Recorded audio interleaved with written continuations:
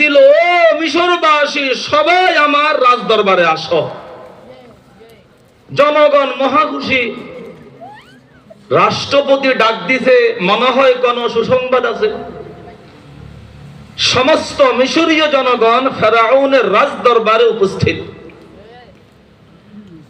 ফেরাউন জিজ্ঞাসা করলো, ও জনগণ, তোমরা বলো তো আমি তোমাদের কি হই? জনগণ বলল, কেন? আপনি আমাদের রাজা। ফেরাউন বলল, আরে না, আমি শুধু তোমাদের রাজা নই, আনা রব্বুকুমুল আলা। নাউজুবিল্লাহ। আমি তোমাদের বড় খোদা। আস্তাগফিরুল্লাহ। ছোট মোটো না, বড় খোদা।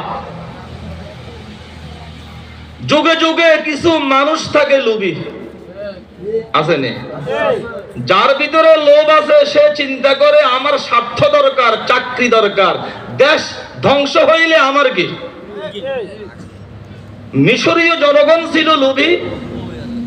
এরা চিন্তা করলো ফেরাউনকে খোদা স্বীকার করলেই তো বড় বড় সরকারি চাকরি পাবো, এসপি হব, ডিসি হব, মন্ত্রী হব, এমপি হব, দেশ গোল্লায় যাক, আমাদের কি?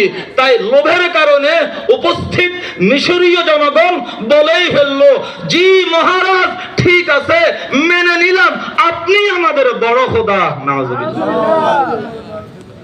শুধুমাত্র বনি ইসরাইলের কয়েকজন আলেম আর আল্লাহর বান্দি হযরতে বিবি আসিয়া, আল্লাহু আকবার।